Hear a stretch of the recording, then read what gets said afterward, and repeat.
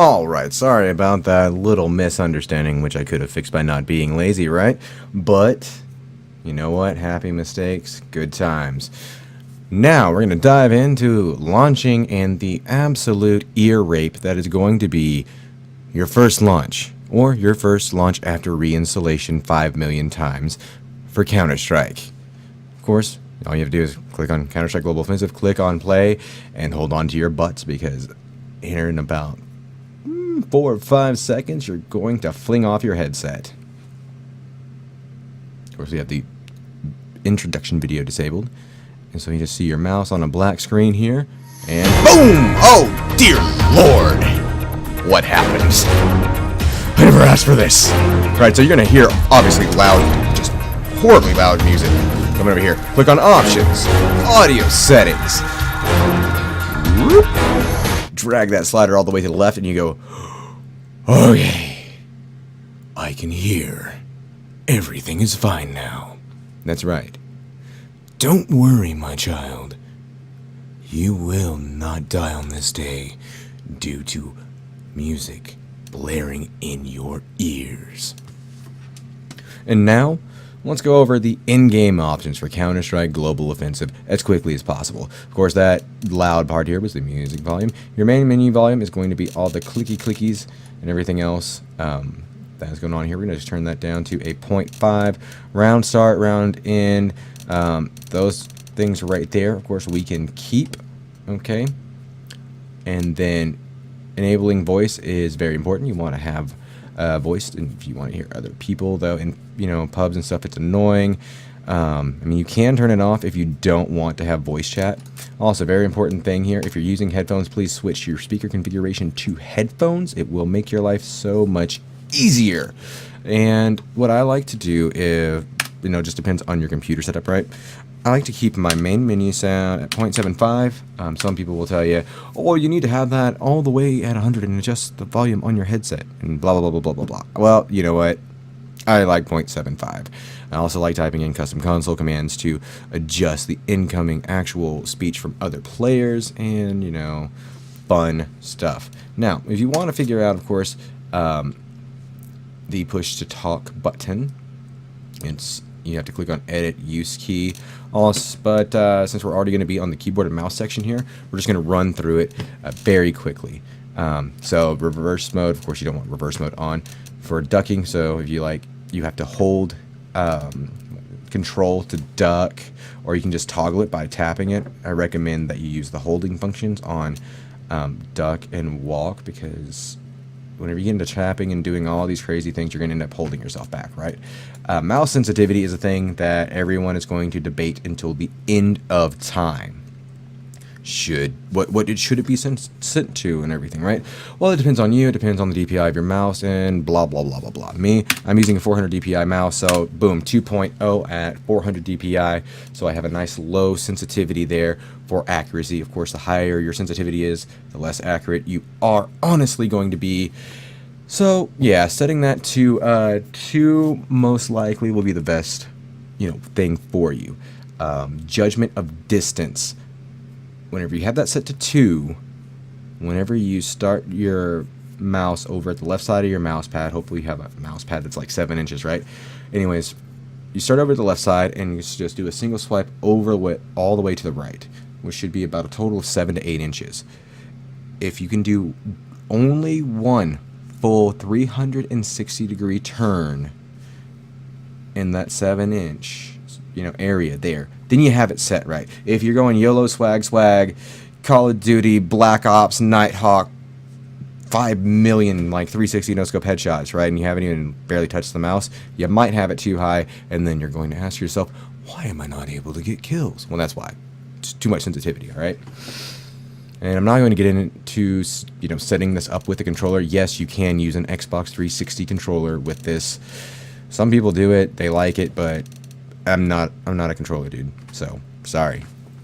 Okay, so here we go. Key bindings, oh yeah, also mouse acceleration off, raw input on. Acceleration is horrible. The faster you move the mouse, the faster you spin, right? So it will make you just horribly inaccurate. Okay, so just do yourself a favor, turn that off. Do not need it. Now, of course, here's to open your inventory, and there's your move keys. You know, you really need to memorize those. I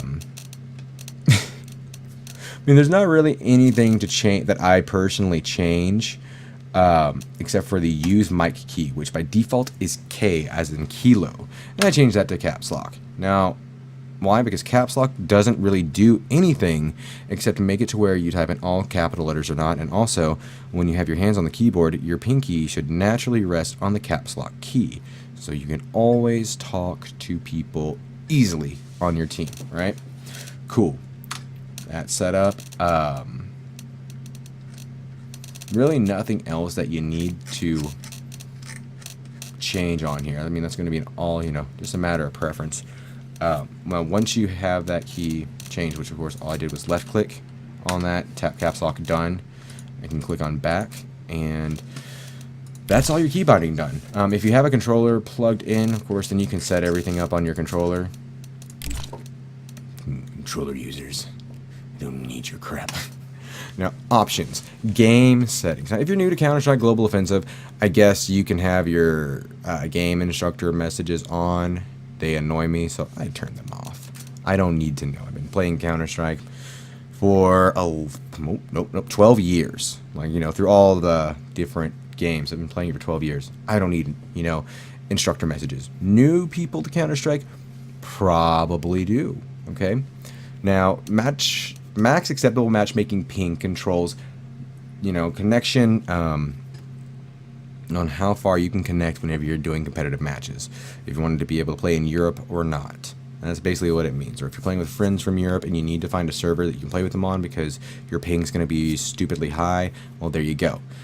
I just leave mine at the default to 150. It's going to find me a US server, and people with around equal ping to play against. So I'm usually going to be sitting at 60 or 70 ping anyways, which is very common in these games. So there you go. Steam notification icon. Whenever someone says anything or whatever, comes in at the top left corner. Cool. I use the console. Everyone needs to use the console, so we enable the developer console. And then there is how we go changing your crosshair. Obviously, the normal one kind of stinks, but I like to use custom maps for that. If you really want to change your crosshair, of course, use default static.